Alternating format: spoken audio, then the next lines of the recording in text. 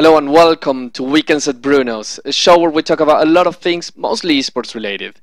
Yes, it's called Weekends at Bruno's, and yes, it's released on a Monday, almost a Tuesday. It's not meant to be sarcastic. I was planning to release it on Sunday, but my good friend Cybermat came to visit me from England and kept me distracted. But on a completely unrelated note, like nothing to do with these and nothing to do with both of us, the 682B bounty changes are pretty cool, right? Anyways, as the last time, a lot of people ask me how they can help in esports. How can they help me? How can they help the good studios, Toby, Dandy, like in general? They just want to be a part of esports. And this episode and next one are meant to answer that. We're going to go through a little bit of a talk, and we'll try to give you more of an idea of how you can help into esports. So, without further ado, let's start. In this episode, we'll talk about esports actors. Not actors as in Shia LaBeouf. He actually barely even qualifies as an actor whatsoever. Ah, damn it. In this episode, we'll talk about the esports actors. Not actors as in Shia LaBeouf. He barely even qualifies as an actor whatsoever. But rather in the sense of people that perform a function in the esports environment. We'll also describe in a non-exhaustive way what each of them does in the scene in the hopes that people better understand everyone's role, and also help people that want to get involved in esports understand where their strengths would fit in. Esports is a scene with a lot of people and organizations, and they all perform various different tasks. Not only that, but since the scene is pretty new, there isn't a way to do stuff, so even two organizations that perform the same task will most likely do it very differently. What we present here is a list of the most common responsibilities and tasks for each different type of actor. The most obvious people when you think about esports are the players and the casters. Now, casters can be a part of a casting studio, and players can be part of a team. Every player plays one game competitively, and the game is created by game developers. And when the community wants to know information about a tournament, a player, or even gossip, they go to news sites run by news organizations. We not only like news, but we also like to see funny videos, cool fun artwork, cosplays, especially if you're Toby, an animated series, and to give us our weekly dose of content, the scene also has content creators. And speaking of content, for all our cool content in-game, who else but workshop artists to put all those amazing couriers, sets, and feathers into the game? And if you're into cosmetic, you might be into custom games instead. With the upcoming workshop tools, the modding community is blooming right now, and we will see lots of great mods coming in the next year. Some of them maybe with decent competitive potential as well. Finally, speaking of competitive, if you want to watch competitive games, you have to rely on streaming platforms, tournament organizers, and of course, sponsors, alchemical entities that have the power to transform money into esports money. That's a lot of people, and I'm leaving out quite a few as well. But let's work one by one to understand more in depth who they are and what they do. We'll start with the first 6 today and move to the next 6 on a later video. Let's begin by the players and streamers. These are the guys that play the game amazingly well enough so that we enjoy watching them a lot. Now when you think about a player, a guy like this comes to mind. A pro player like Dandy playing in a successful team.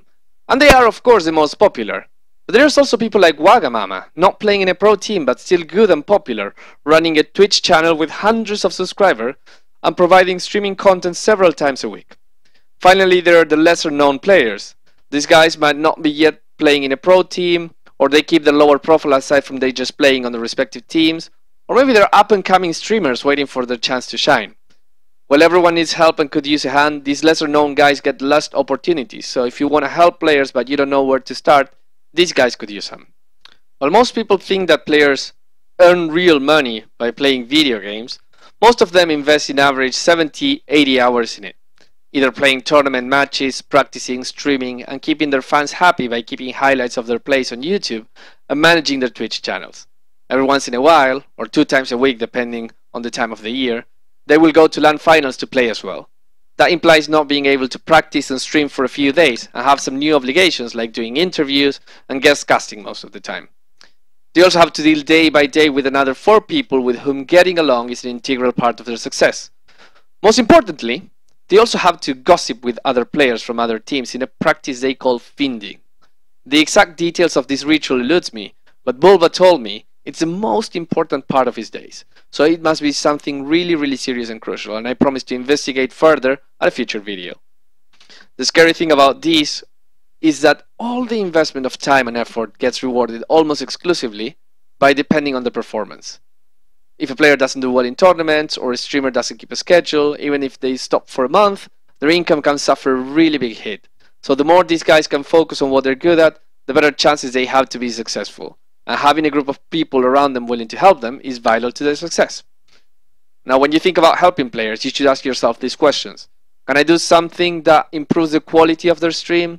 Whether it's a background for their Twitch page, some tool to interact with viewers, or simply being a mod and keeping Kippos and Kappas under control. If they're players, maybe gather some stats for them, do preparations against their opponents. Also, Dota TV is for use on YouTube videos, so creating a highlight to raise their popularity is always a valid possibility. Similar to players, we have the casters and personalities. These guys are here to provide the context to the environment, to cast the games, host events, have fun, and increase the overall enjoyment of the matches and events. These amazingly good-looking guys are the casters that give us the analysis and excitement in game, the hosts that introduce us to the shows and entertain us in between games, and the guests that bring their unique brand of humor that makes everything more amazing just because they're there. These guys, yes, have most of their tasks related to actual casting, either from the bedrooms, studios, or LANs, and make sure that all the videos and highlights are properly uploaded and a place where people can search for and watch them. But gigs and work don't come out of the sky. They have to maintain relationship with tournament organizers, keep themselves relevant so that people will want them to cast event. Now, interesting mention here is that people's perception actually plays a huge part of the success on a specific personality. So they really have to work on keeping their community management up to speed and keep themselves relevant as much as possible. Shiver is a great example of going the extra mile, not only casting events, keeping tabs of everyone, but also providing information such as which games are played every day and interacting daily with pro players in hers and other streams. Bulldog. Casters are always in search for ways to increase the value of their cast. If you prove to be a good statsman, you can probably join a cast. Can you do nice overlays for their schedule, previous results, brackets in case the tournament doesn't provide them? Maybe just help them out, cut their bots, and help upload them to YouTube as well. Once the caster trusts you, you will probably be able to give meaningful feedback on their casting as well. Host and general personality do extremely different things all the time, and there's not a unique obvious way to help them other than supporting them. But since their camera time is more limited to compared to casters, there's a higher chance they will be working on some parallel stuff that you can actually help with. Me personally, as an example, I'm always toying with technologies to improve quality of casting or fetching information from the game. I don't do it for profit, I do it because it's fun. And if you can code or are good at graphic design, there's always something fun for people to do. Just reach out, ask, it doesn't hurt. Speaking of casters, casting studios are the natural progression of the former. Some people believe that they're just a bunch of casters all put together, but they're actually much more than that. By the way, it took me 5 minutes to make sure that both the logos and both Join Dota and Beyond the Summit are equally the same, as to not offend any of my friends in any of both places. Good job, me. Casting studios have a bigger power of negotiation because they have A, power in numbers, and B, a physical place where they can create content, thus they can produce show locally for themselves and for other people. This opens a lot of potential avenues of income here, and suddenly it's not only about casting games, but also about creating your own content, increasing interaction with the viewers, creating merchandise, and if space allows, even host your own tournament in your own studio. Casting studios are most of the time the ones that push innovation forwards in terms of overlays and tools and graphics, so video editors, programmers can be of amazing value to these guys. And sometimes we need people to break the mold as well. Most casting gigs are in essence very formulaic, something like you start the show, you talk about the teams a bit, you go into draft, game, go back to the casters, analyze what happened, go into commercial. Now, maybe it's just me, but I think there must be a better way to do it. Maybe there are some tools that would improve the way the flow works. Maybe some assets would give more background about the players and the teams. And while not everybody can do like TI and have 3-minute pre-recorded interview pieces with players before each game, highlight reels and other cool stuff aren't out of the question. Maybe you have a great idea for that and you want to share it with the rest of the casting studios. Finally, some studios also run their own shows, and some of these shows require additional work, whether gathering news, searching for supporting material, and a lot of stuff that isn't hard to do. But it takes time, so most of them are always welcome and open towards volunteers of some sort to help with those tasks. Moving on, we transition to teams. In the same sort of way that a studio is more than a group of casters, a team is more than a group of players, since being in a team not only allows you to play tournaments, but also to get salaries, easier sponsorship deals, team events, and several other perks like boot camping zones and covered flights. When we talk about teams, we normally think of the teams backed by organizations, like Navi, EG, Alliance, and every team where there's an Alex involved. And it's normally the case. But there are also other types of teams, like the perennial 4FC, or currently Team Tinker and Team Secret, or Team Dog before even being sponsored by Mousewars. These teams are literally 5 guys playing together, sometimes with one of them acting as manager, sometimes with a friend or girlfriend in that same role. Yet nothing stops these teams to be as awesome as the other ones, and most of the times, they end up being picked by team organizations as well. There's a lot of things going on for teams, and it comes from making sure the team is as happy as possible with the best equipment available, in the best working conditions available, but also working with organizers to maximize the amount of tournaments the team can play, sort out a convenient schedule, and make sure the players can assist to all the lands they qualify to and represent their sponsors properly and grow their brand. They will arrange their streaming schedules and do team events to keep their fans happy and themselves relevant without compromising their gameplay quality. At the end of the day, the team will have to make sure everyone pays them what they are due for tournaments and events, all while trying to be one of the best in the world in the competitive environment of esports. Not an easy task. Team organizations in general have a good setup prepared to facilitate most of these goals, but there's a lot that can be done for teams that don't have an organization backing them up, or even for the ones that do. You can do it in the standard way by buying their merchandise or the in-game items or supporting them, but you can help teams in many different ways, from creating fan art for them, for example. Help them be aware of incoming tournaments, doing research and analysis of their and their opponents' play, helping them organize scrim and finding scrimming partners. That's actually sometimes really hard for some of the newer teams. Promoting their matches, and when they're streaming, help them organize events when they're involved, and much more that you can do as well. Of course, the smaller the team, the easier it will be to help them, but you can be the last piece of the puzzle that makes them make the leap and become a really successful team. Remember that a team that's likable, relatable, and with a big fan base is as successful as a team that wins a lot of tournaments. It's weird, but it's true. Also remember that some successful players made most of their earnings not because they won a lot of tournaments, but because they were massively liked, and that made everything go together. Besides, also, loyalty goes a long way, and when the team grows, if you help them, they will want you around them. If you build a name in the scene, other people in esports will be happy to ask you for help as well. As for organizations, they're always looking for managers, graphic designers, community managers, media managers, developers, salespeople. Oof, there's a lot of different jobs. So make sure you keep an eye open for job offers. If you're passionate and hardworking with some specific skill, you could actually be a fit. Changing the context quite a bit, we've been talking a lot about a lot of people involved with the games in one way or another. But it's time to talk about who makes the games happen. Without them, we wouldn't have a scene because we'd all be playing football or chess instead. It's the game developers, the Buzzard Entertainments, the Volvos, and the Rito Games, among others, that we all love and hate while we play their games. To speak about game developers is much easier than anything else about esports because they're part of a bigger, older, and more standardized industry which has been lucrative for quite a while. If you had to make a pie chart of how the money is distributed in esports, game developers take the majority of the cake, and they probably work the hardest of all for that as well.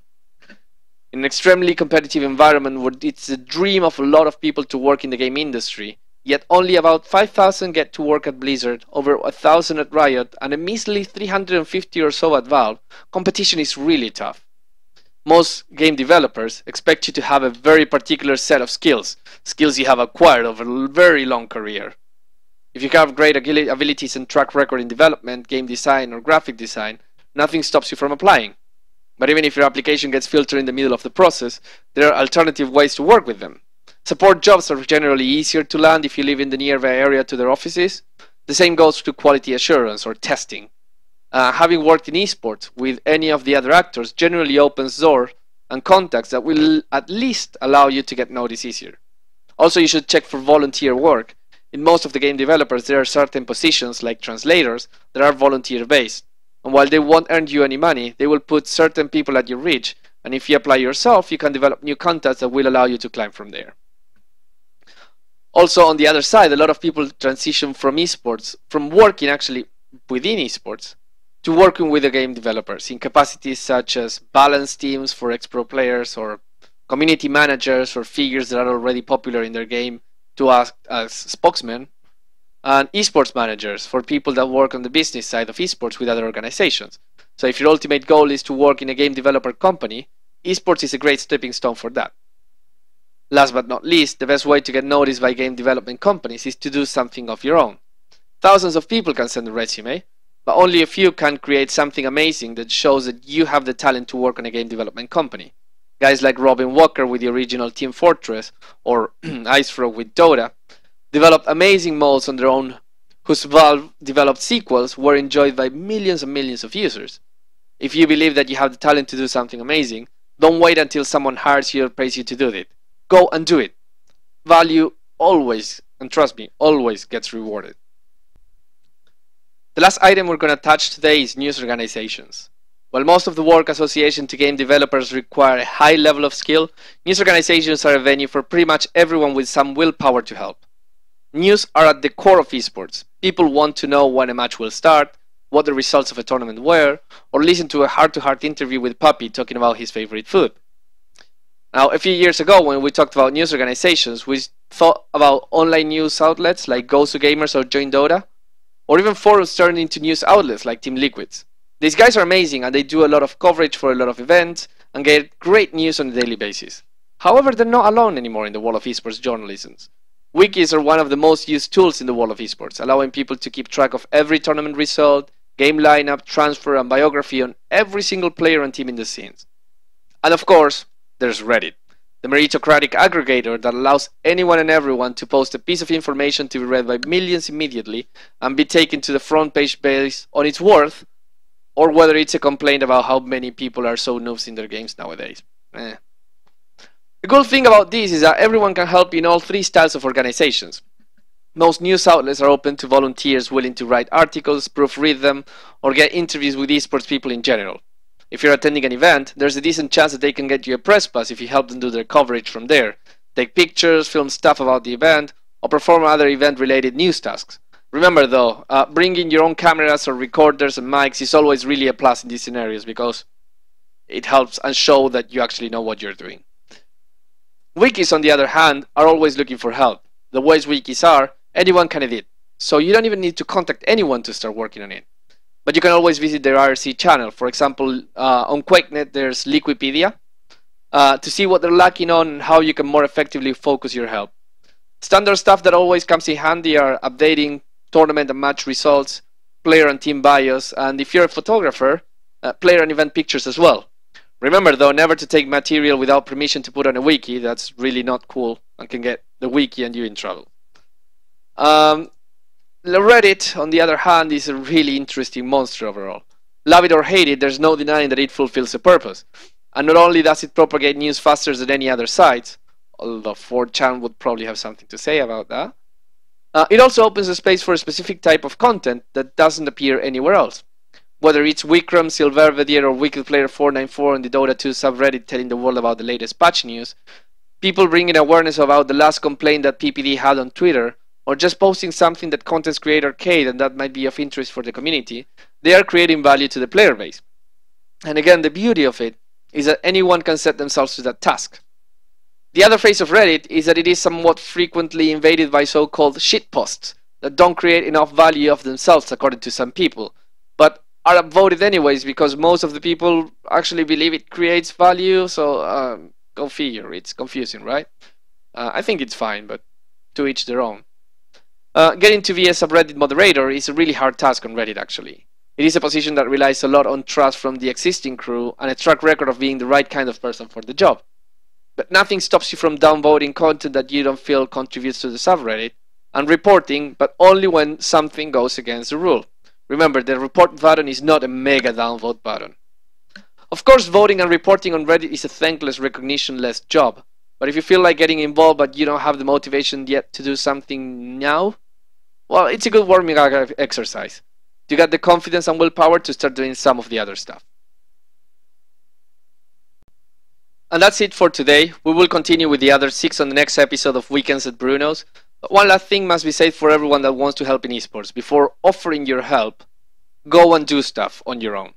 Write an article on the current status of the scene, cast a game on video and record it to show to other people, do that comedy idea that you have on YouTube and put it out there for people to see it, write that piece of code that you think everyone will want to use in their site or the stream, Just go and do it. It will highly increase your chances to get yourself working in this industry and in any industry in general. Proactivity is a rare quality and celebrated by anyone that knows what they're doing. If you can mold yourself into being proactive, the sky really is the limit. One last quote to wrap up by my favorite fantasy writer Terry Pratchett when describing Mort, a young fellow that couldn't quite make himself useful in the eyes of his family. It says like this: "It was also acutely embarrassing to Mort's family that the youngest son was not at all serious and had about the same talent for horticulture that you would find in the starfish. It wasn't that he wasn't helpful, but he had the kind of vague, cheerful helpfulness that serious men soon learn to dread." And that's it for today, guys. Thank you for watching. Remember to subscribe to this channel for more content like this and other good studio related awesome stuff. And follow me on Twitter @StatsmanBruno for more frequent thoughts about esports and life in general. Have a good one. See you next show.